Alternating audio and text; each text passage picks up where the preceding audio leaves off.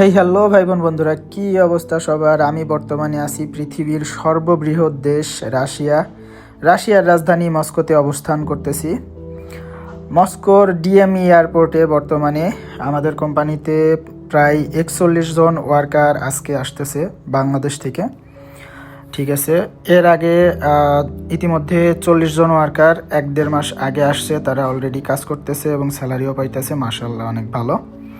তো আজকের এই 41 জন ওয়ার্কারদের রিসিভ করতে চলে এসেছি। তার মধ্যে আমার বেস্ট ফ্রেন্ডও আছে, এই যে আমার বন্ধু। তো আমার বন্ধুকে রিসিভ করে আমি ওরে নিয়ে চলে এসেছি ডিএমই এয়ারপোর্টের 4তলাতে ওর পেট পূজা করতে। ঠিক আছে, যা অর্ডার দিছি ওর কাছ থেকে শুনতেছি যে তোর ওই পেট ভরাইতে পারবো কিনা। কয় যে কম পড়তে পারে। তো আমি রেস্টুরেন্টটা দেখাই দিয়ে বললাম রেস্টুরেন্ট প্রয়োজনে ফাঁকা করে ফেলবো, তারপরে তোর পেট আমি কমতি রাখতে চাচ্ছি না। ঠিক আছে, তুই কত খাইতে পারিস আজকে, সব সব খরচ আমার তরফ থেকে, কোনো প্যারা নেওয়ার দরকার নেই, তুই শুধু খাইতে থাক ব্যাস। ও তৃপ্তি ভরে খাইতেছে, সমস্যা নেই, বন্ধু আমার অনেক খুশি। তো আমরা খাওয়া দাওয়া শেষ করে সবাইকে নিয়ে বাসের উদ্দেশ্যে বের হই। ঠিক আছে, অলরেডি কোম্পানি থেকে আমাদের নেওয়ার জন্য বাস চলে এসেছে। সবাইকে গোছাইয়ে সুন্দর মতো করে তাদেরকে বাসে নিয়ে আসি। বাসের মধ্যে দৃশ্য আপনারা দেখতেই পারতেছেন, অনেকেই বসে পড়েছে এবং সিট খুঁজে খুঁজে বসতেছে। আমাদের কাজ হচ্ছে তাদেরকে গুনে বুঝে নেওয়া সবাই ঠিকঠাক আছে কিনা। ঠিক আছে, কারণ নতুন একটা দেশ, না জানে ভাষা, না জানে কোনো কিছু, যদি কোনোভাবে হারাই যায়, না আছে ইন্টারনেট, এই বিপদের শেষ নাই। ঠিক আছে, তো আমাদের দায়িত্ব ছিল অনেক তাদেরকে বুঝে খুঁজে সুন্দর মতো করে নিয়ে আসা। তো দীর্ঘ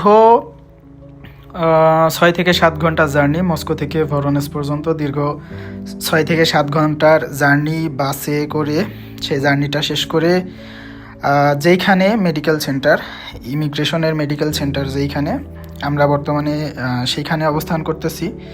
ঠিক আছে, এইখানে আজকে তাদের প্রথম মেডিকেলটা এইখানে শেষ হবে।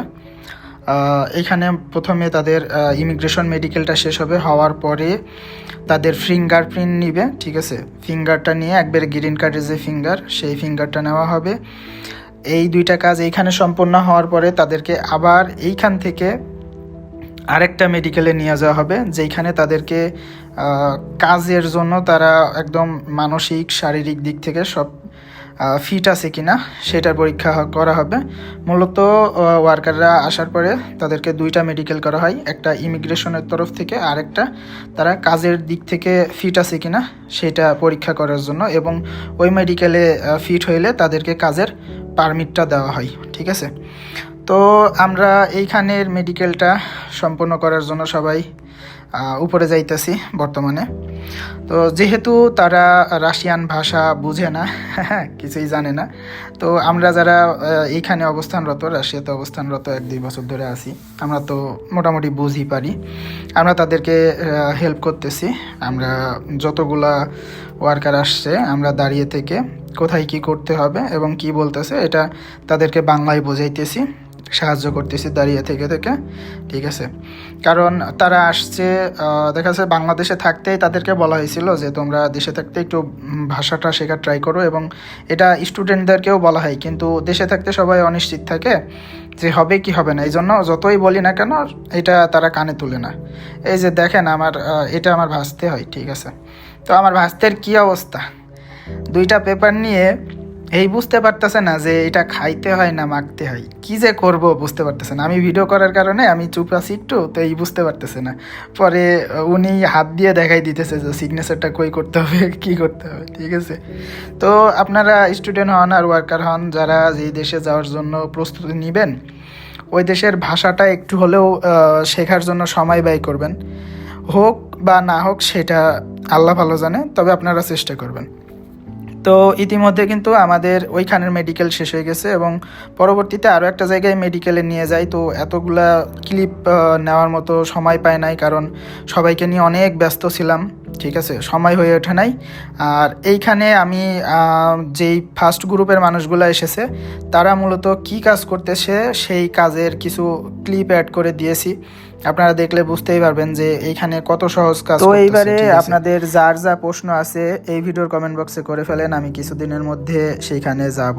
যাওয়ার পরে যারা অলরেডি 1 মাস 1.5 মাস ধরে কাজ করতেছে তাদের মুখ থেকে এবং যারা নতুন আসলো তাদের মুখ থেকেও আমি একদম বাস্তব অভিজ্ঞতা নিব যে তোমরা আসার পরে কোম্পানি তোমাদেরকে কোনো বল প্রয়োগ করেছে কিনা বা যুদ্ধে যাওয়ার জন্য কোনো প্রস্তাব দিয়েছে কিনা, কোম্পানি যেই চুক্তি তোমাদের সাথে করে এসেছে থাকা খাওয়া কোম্পানি দিতেছে কিনা, বেতন ঠিকঠাক দিতেছে কিনা, তোমরা এই বেতনে সন্তুষ্ট কিনা, তোমাদের ডিউটি নিয়ে তোমরা সন্তুষ্ট কিনা, ঠিক আছে, প্রত্যেকটা বিষয় তাদের মুখ থেকে শোনা হবে। আপনাদের মনের মধ্যে যে কোশ্চেনগুলো আছে এই ভিডিওর কমেন্ট বক্সে করে ফেলেন, আমি সেই কমেন্টগুলো নোট ডাউন করব, নোট ডাউন করার পরে তাদের মুখ থেকেই শুনবো ইনশাল্লাহ।